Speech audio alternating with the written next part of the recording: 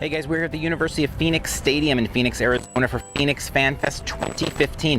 This is the second year of this convention.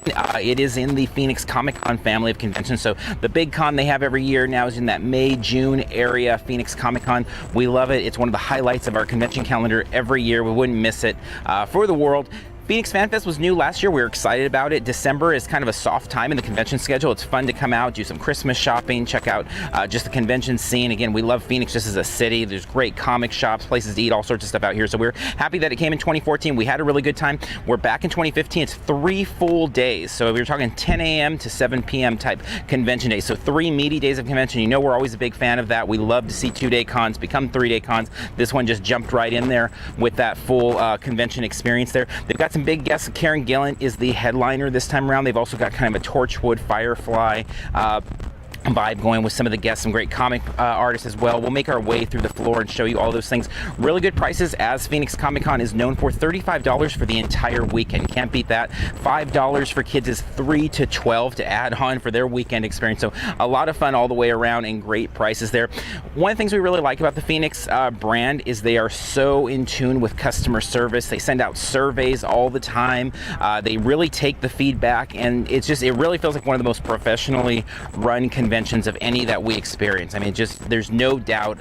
It's really what the Disney experience used to be for us in a lot of ways. Not that Disney's a bad experience, but just like top-notch quality, top-notch service, and you know that they really care about the product they put out there. So let's take you around the floor, show you some of the things. We're not going to probably hit a ton of panels over the 3 days, maybe a couple here and there. We'll interspice a little bit of the footage. We'll see what we find. But besides that, let's take you to the floor and check it out.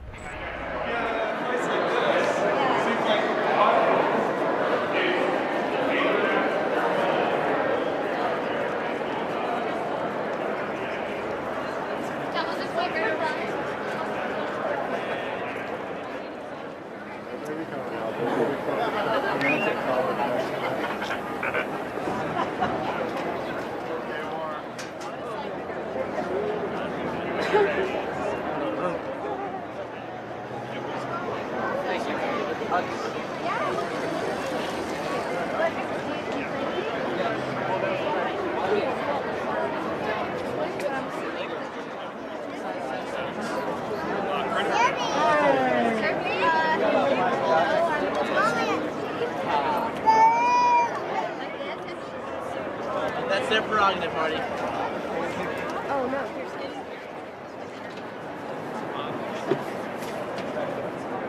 Oh, there's one bag.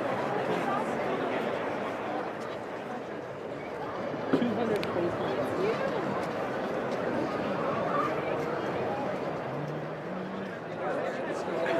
Well, he's got hooves.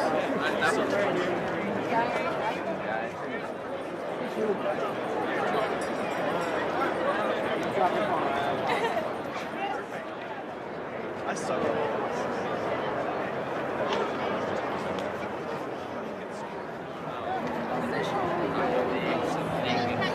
But then you need to put your wings.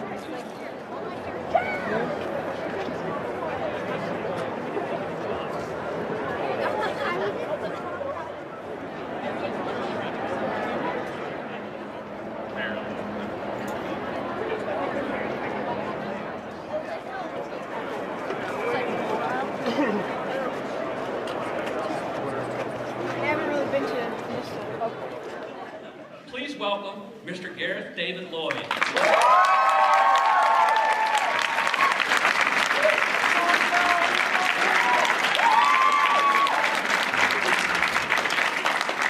Hello! How's it going? Yeah, since Doctor Who and Torchwood, actually, they were the shows that really let a lot of Americans know that Wales wasn't in England as well. That's what it's like to live in England. I'm like, I don't live in England. I'm Welshman. When I auditioned, the character was called Idris Hopper. They changed the name, Russell changed the name, because I'd previously done a show called Mine or Mine.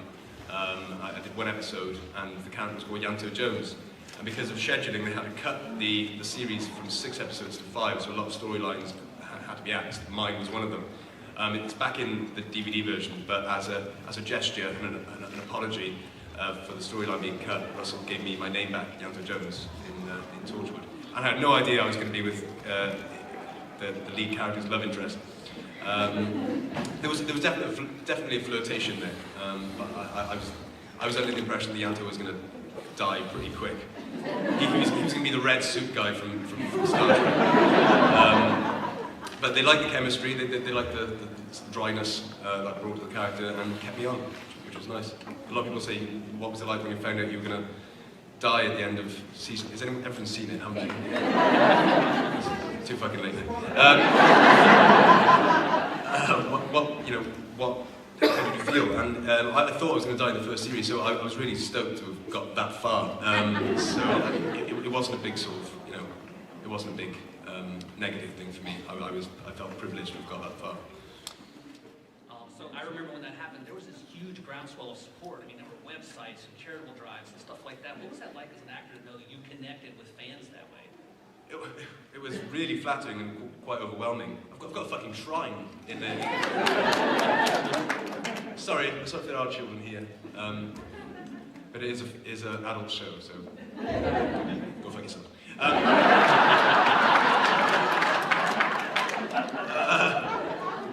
Yeah, I've got a shrine. They sent loads of coffee. I think it was a bit of a double-edged sword because the BBC didn't employ me for quite a while afterwards. I thought, oh, this guy's trouble. We're having coffee sent in by the ton to the BBC. Lots of letters of complaint, death threats. So I think they left me alone for a little while, but it didn't last that long. But yeah, I'm stoked to have a shrine. That is something a lot of actors cannot say. Well, I think I'm the only one with a shrine that's been going as long as it has anyway. So thank you anyone who's put their knickers or anything on the shrine. It's still going strong and still maintained. The sex gas.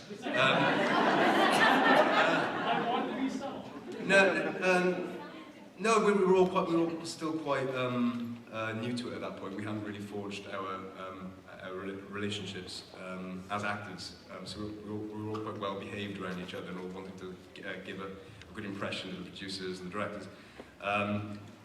That stopped, and John Barrowman being the sort of leader of the shenanigans. But there are countless stories of. Mostly involving John Barrowman and his penis that I can tell you, but I'm sure you've probably heard them all, haven't you? I knew it! My favourite, well, I've got two favourite stories actually. There's the Doken Eye from Random Shoes, and there's the curler incident. Anyone heard these stories? Yeah, a few times. Eve likes to tell the curler incident. I'll tell that one. We were all sat in the trailer one morning, and Eve put a bit of a kink in her hair. She had these massive rollers in her hair. They're like that big. So she was sat there with these rollers, and she just felt something on her cheek, sort of tapping her cheek like this. Oh, God. John Barrowman's voice going, "Hey, Evie. Someone's come to say hello. Hey, Evie, look. Someone's come to say hello." And she turned around, John, well, with her eyes, and John had his penis through the roller.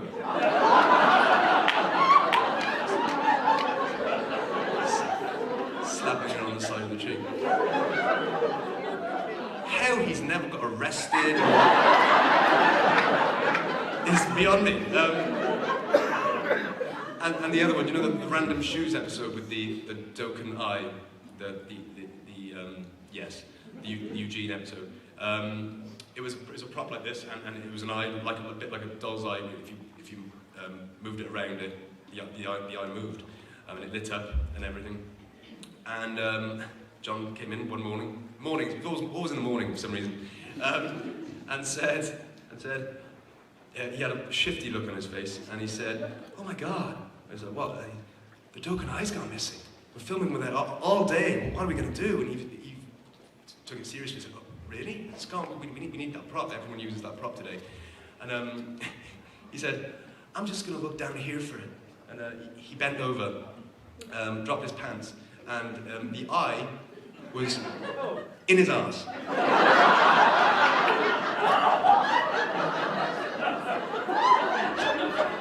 I was so happy I didn't have to handle that prop at any point of the episode. And then he started moving it around so the eye was moving as well. How he was never arrested.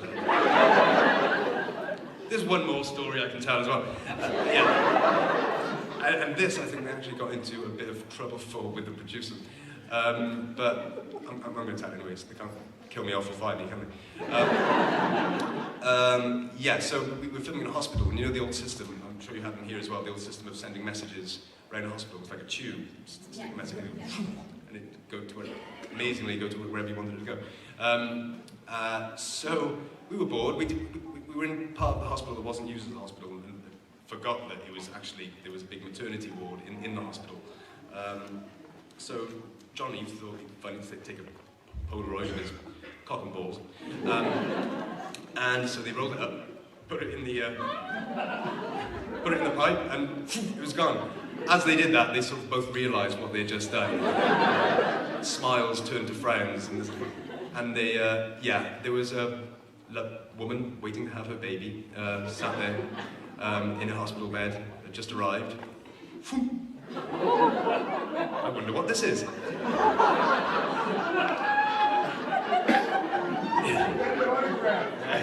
Yeah, should have got an autograph. Be worth millions. I'm going to stop. Lots of shenanigans to answer your question. Yeah, lots of fun. Lots of, yeah.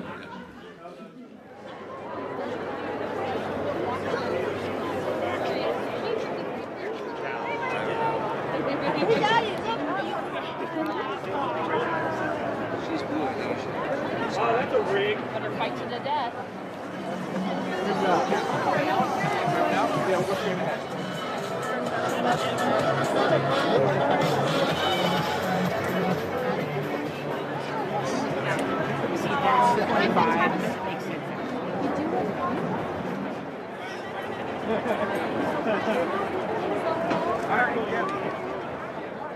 Some of the cons and have talked to me. I don't know why she resonates so much, except the fact that she incorporates both what is considered stereotypically male and female. In other words, she's a whole big, we were just mentioned that she was very strong, confident, and had wit, and yet she had a nurturing quality. And to me, she almost transcended gender in that sense. And maybe that's because she was a superhero. Maybe she was beyond real. And maybe that's what a real superhero is. I don't know. But as I said, I've had some beautiful stories. Now, interestingly enough, too, I thought because it was a cartoon series that it would only appeal to children. I had a nuclear physicist who at lunchtime would watch it. And I thought, what? I don't really know what it was about that particular character that appealed to so many groups of people. Whatever it was, of course I feel absolutely blessed to have been a part of it, because it makes, to me, one of the things she was fighting for, She-Ra, was to bring the world together and fight evil.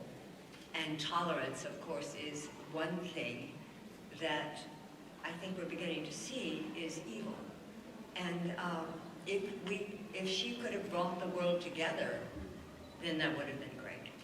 But anyway, I think that was one of the things she was fighting for in her Great Rebellion. Realize that I'm a part of something special. I mean, this is kind of a big deal. I mean, here's my action figure, and here's kids, i.e. not a kid, but there's the kid with a T-shirt on with me on it, or the character I play.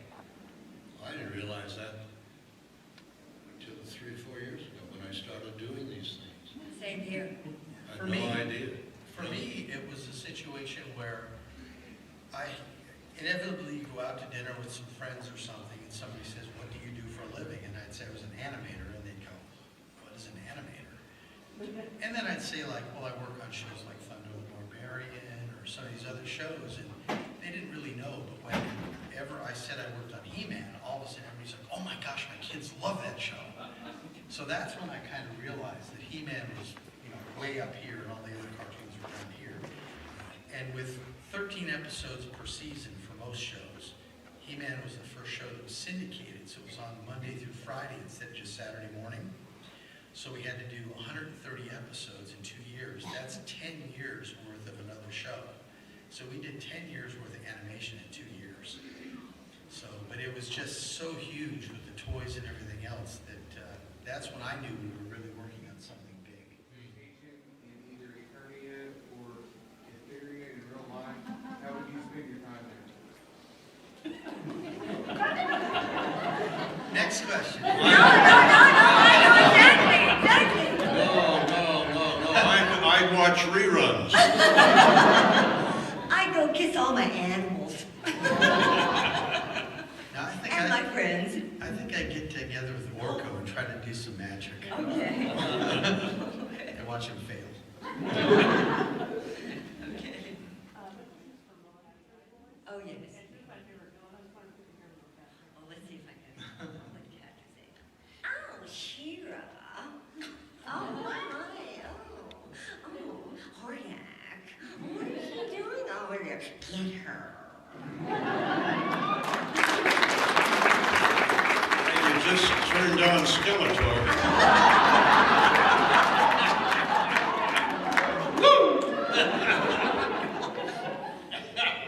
You see why I love working with him? You got a martini coming. It was like that every time we did a show. I grew up with radio, and I found that I could imitate people that I heard.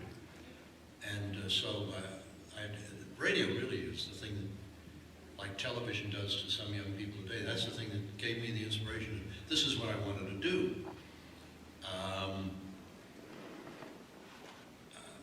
I remember when I was in college, there was a show I went to school in Pittsburgh, and there was a show on KDKA called Adventures in Research, and it was a science show we did once a week.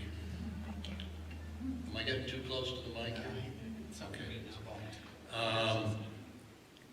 And invariably, I would play a different nationality scientist.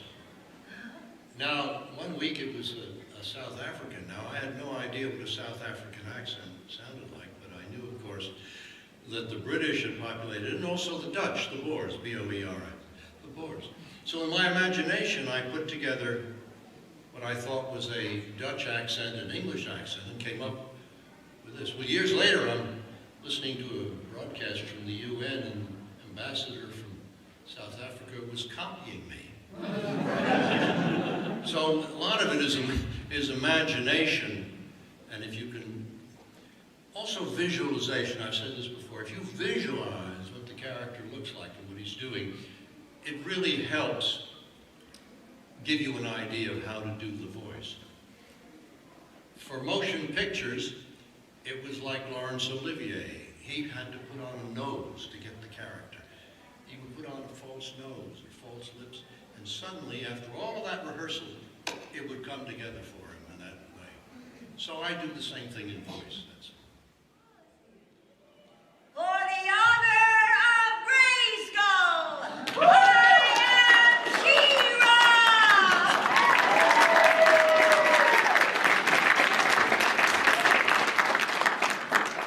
Well, as the merman often said, how do I get out of this water?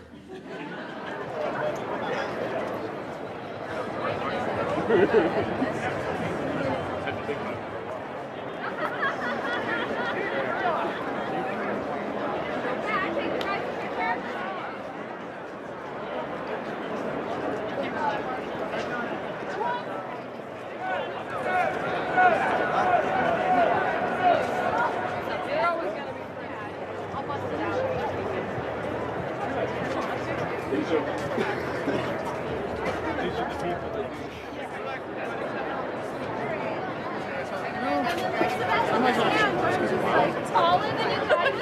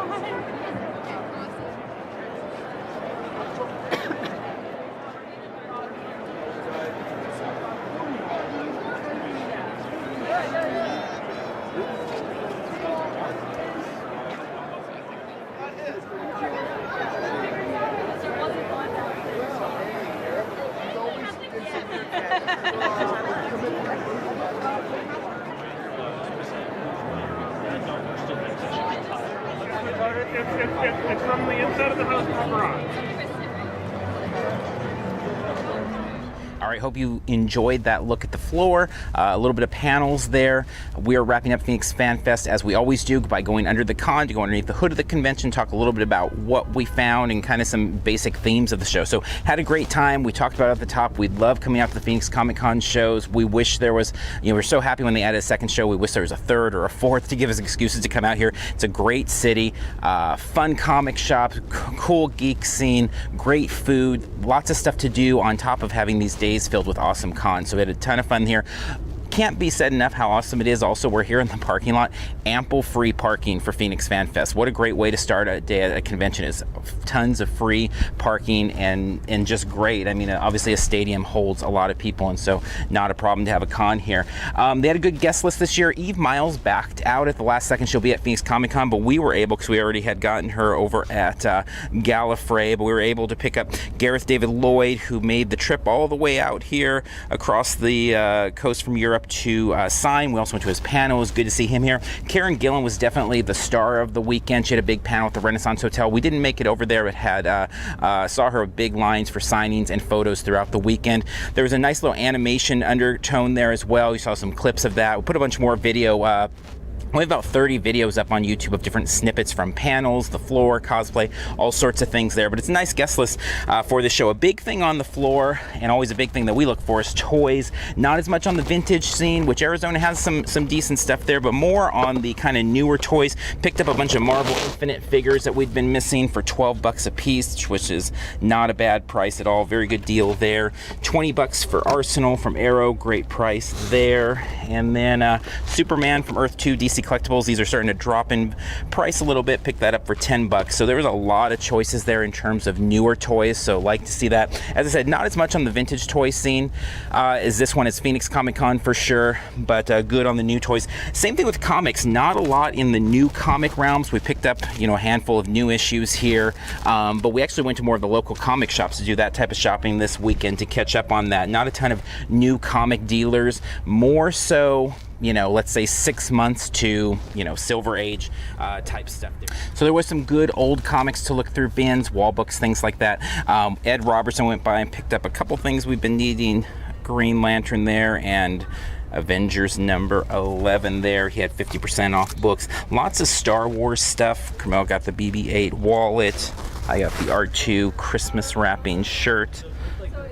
Obviously, with The Force Awakens opening up in less than 2 weeks, there was a lot of that. A lot of great cosplay tied to it too. Saw Kylo Ren, Rey, Finn, all of those. But the thing with Phoenix, they always have lots of really crafty things, lots of individualized, artistic little takes on things. A fun Krampus handmade or hand-drawn ornament there. Peanuts scarf made. Picked up some ornaments. Lots of the booths there had ornaments. We found these awesome ornaments here. And we actually grabbed several more that they were making each day there. Little cosplay critter, Princess Leia. So lots of fun things that were unique. It always makes it fun to walk down the aisles when there's things that you haven't seen before, and the Phoenix shows always have that. Even though we come to the Phoenix shows repeatedly over the last 5 years, each time we visit, there seems to be new guests there bringing out new wares and rolling out new takes on things that kind of tie in nicely to the comics and toy scene that they have. So fun weekend all the way around. So sad that it's over. This really wraps up for us the 2015 convention season. This was our 53rd convention of the year. We were hoping to get to 50. Made it to 50 plus a little change there, 53. Curious to see what we'll be able to do in 2016. Really fun year. Great way to end it. Can't think of a better show to end it with than Phoenix Fan Fest. Had a great time out here. Thanks to all the people that put it together. There's a lot of work. It is such a professional show, and really love the love and care they put into their convention. So you can check out more talk about Phoenix Fan Fest, and we'll also be talking about our top 11 convention moments of 2015 over on our podcast. You can find Parks and Cons on iTunes and Stitcher if you want to hear more about our convention season and more specifically about Phoenix Fan Fest 2015. So we'll wrap up here, about to make the long drive back to our house in California. And so until next time, we'll see you in line somewhere.